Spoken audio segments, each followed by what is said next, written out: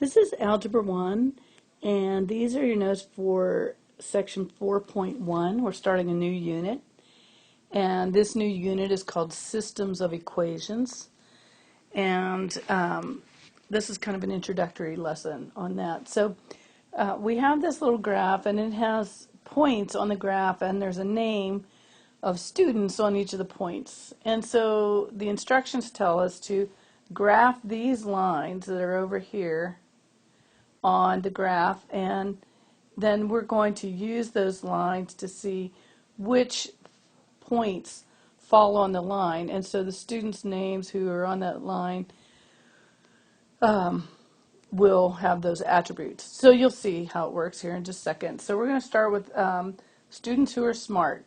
And so the equation is 2x plus 2. So to graph that equation, we would go to the y-intercept, which is 2, and then we have a slope of 2, and we can make that into a fraction by putting a 1 under it. So 2 over 1. So I'm going to go up 2 and over 1, and there we are on Kelly. And then we're going to go the other direction, 2 over 1, and we're at L. And we can just go the whole way down and then draw the line. Oops, I wasn't doing a very good job there. Like that. And let's go ahead and label that line smart. Those are the smart folks right there. And let's go down and list the students who are smart. That would be Kelly, because you can see Kelly, her point is right there. And then Al and Bree.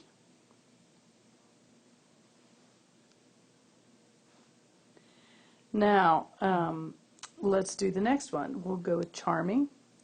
So charming is negative x plus 4. So let's start at our y-intercept, which is 4. And then what number is in front of that x that we don't see? Negative 1. So we have negative 1 slope. So we'll say the slope is negative 1 over 1, like that. So if we start over here at the 4 and go down 1 and over 1, we go here. It's just going to go straight down like this. So let's go ahead and graph that line.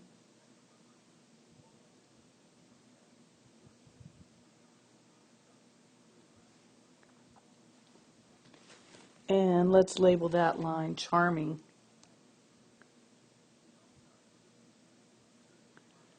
And so who are our students who are charming? The ones that fall on that line are Emily. And who else? Let's see here, Elena.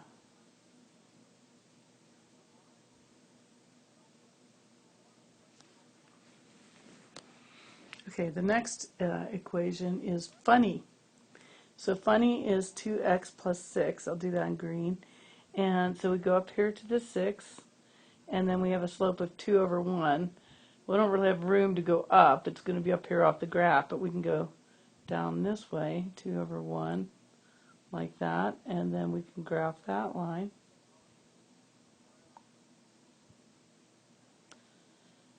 And these lines aren't perfect, obviously, because I'm doing it on the iPad instead of with a ruler, but you get the gist. Okay, so we have funny right here. And the funny people in our class are Finn and Tim. Now let's do sensitive. If you're sensitive, it's negative 3x minus 3. So here's minus 3, and we're going to use the negative slope, negative 3 over 1. So we're going to go down 3 and over 1 right there. And then we can go up 3 and over 1, up 3 and over 1, like that.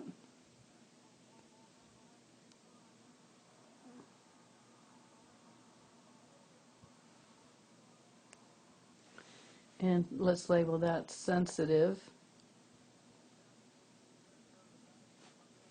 And so who are sensitive in our class? Ethan and Elle. Very sensitive guys. Okay, now next is athletic. Athletic is y equals 3. Y equals 3. And so remember, when we see an equation like y equals 3 where there's no x, that is a hoi line. It's going to go left to right, horizontal, and our little clue there is that it's y equals. So it's a zero slope line at 3, y equals 3, so it's going to be up here. Just draw that line. And let's label that athletic. And who are our athletic folks? That would be Lucia, or Lucia, I guess, Bob, and Emily. And then finally we have cheerful, and cheerful is x equals -3. So that's a special line too because there's no y in it, so that's a Vux line. And Vux lines go straight up and down, and they always start with x equals. They're undefined.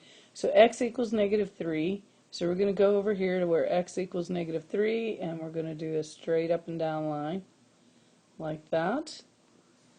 And let's label that one cheerful. And who are our cheerful folks? That would be Lucia and Finn and Bree. Okay, so now that we have graphed the lines, let's look at the next set of problems. We're going to refer back to this graph to answer them.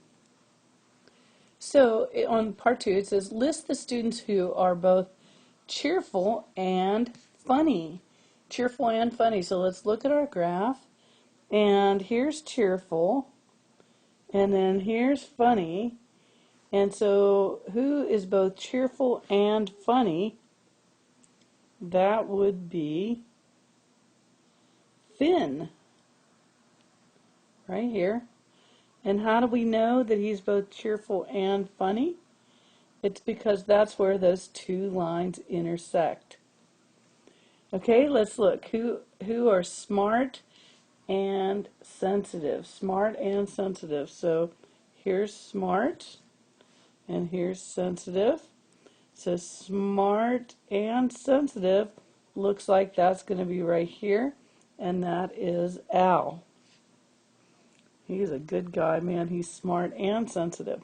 Okay, why don't you figure out the others? Figure out C, D, and E. Hit pause. Do that yourself.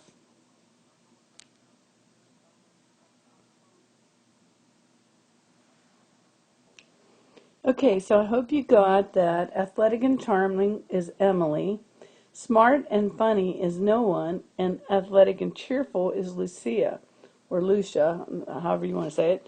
And how is it that we know that those folks are both of the attributes? Because that's where the lines intersect. And so they can be two things at once there. Now, poor Gus over here, he must have no personality because he did not fall on any line. Let's see here. I also want you to notice that when we did this second one, the two that had no one, smart and funny, let's look at why. Let's look at those lines. Here's smart and here's funny. And what do you notice about smart and funny? Let's go over here and look at the equations. Here's the equation for smart. Here's the equation for funny. And what do you notice? Well, their slopes are the same.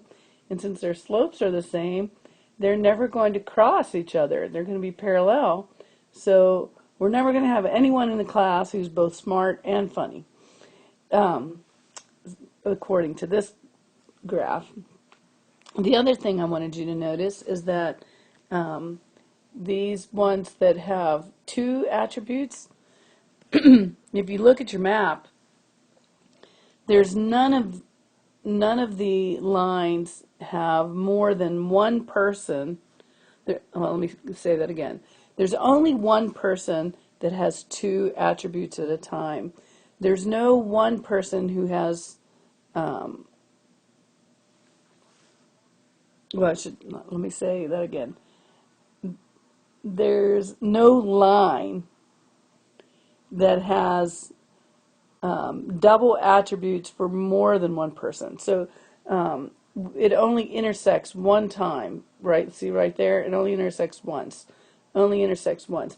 The only time we could get a third attribute is if we had a third line going through there. But we would never have more than one person that has two, because the lines can only intersect one time. The only way they could intersect another time. Do you see what I'm saying? Like, I hope I'm not confusing you, but let's say we were looking at athletic and cheerful, which is Lucia right here, Lucia. The only way I could get another person who is both athletic and cheerful is if one of these lines bent and came back and crisscrossed again. But that's not going to happen because these are linear equations and they're going to be straight. So they're only ever going to intersect at one place. So I hope that makes sense. The only way they could intersect the same line at two places is if it was a curved line. And if it was a curved line, then it could hit twice. But it would no longer be linear. Linear means a straight line. Okay, so hope I didn't confuse you with that.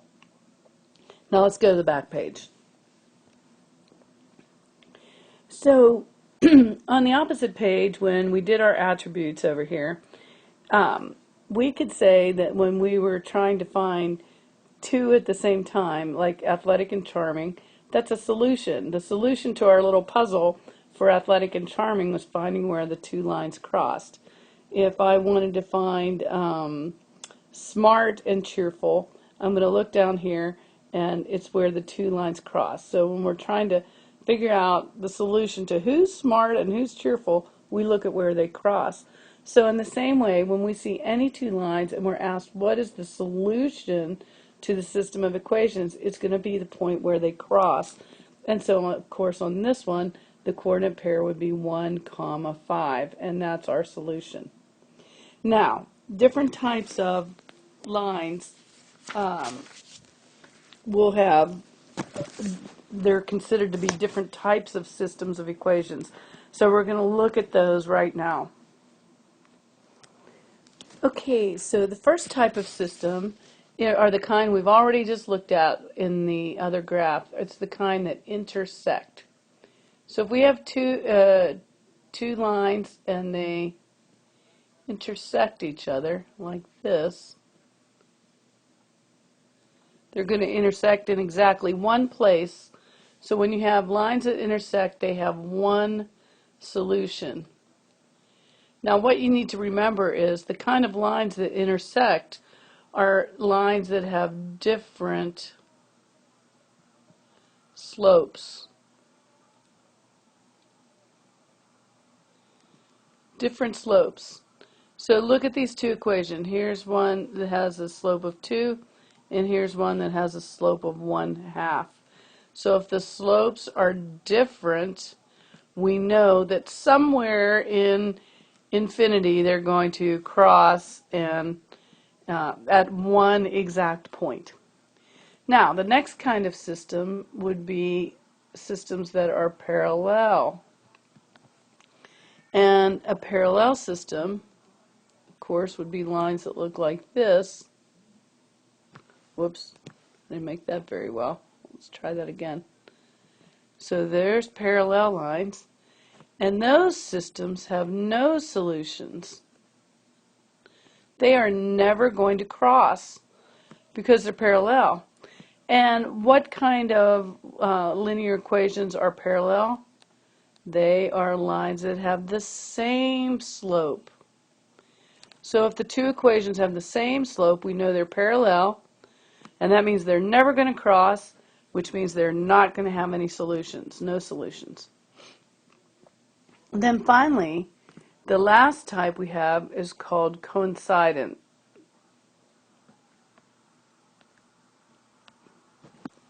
Now those would be like this.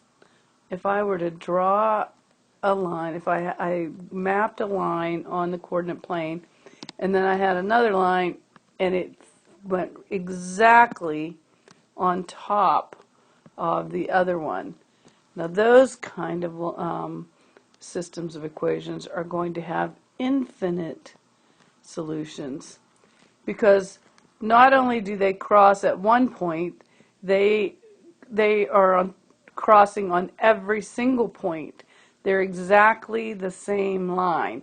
So I'm going to write that down here. Exactly the same line.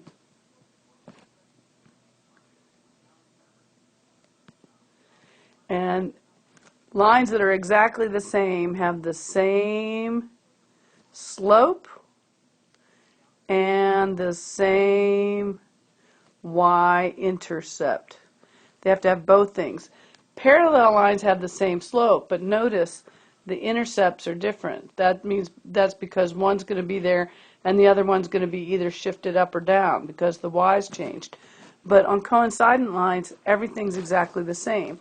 So look at these two equations. You may think they're not the same, but we want to get them so they say y equals. So let's take this second equation and divide everything by 6. And when I do that, I get y equals 3x minus 1. And so you'll notice it's exactly the same as the first equation. And so every single point is exactly the same on those two lines. And so there's an infinite number of solutions. Okay, now the next thing we're going to do is look at some equations, and we're given a point and we're supposed to find out, is it a solution or is it not a solution? So I'm going to show you how to do that.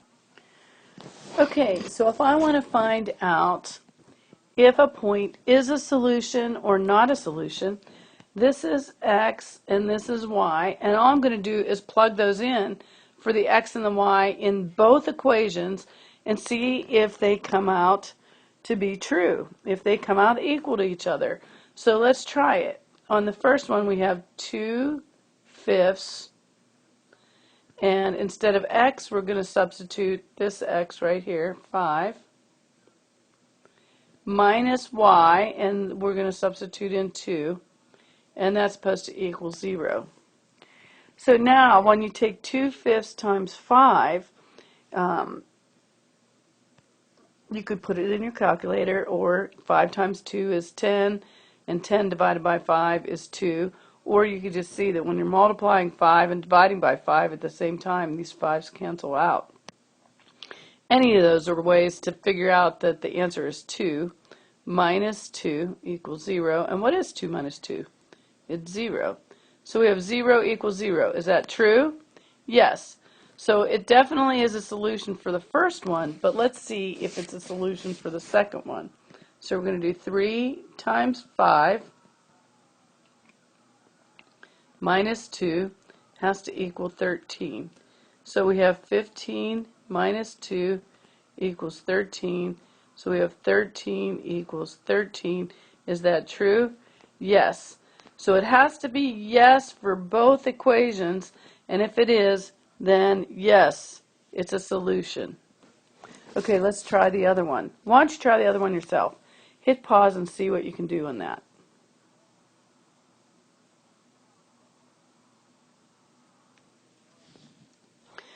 Okay, so I hope you tried it yourself. On the first one, you plug in -2 for x and +2 for y. And so we get -2 plus 6 equals 4, and -2 plus 6 is 4. So 4 equals 4. So it works with the first equation.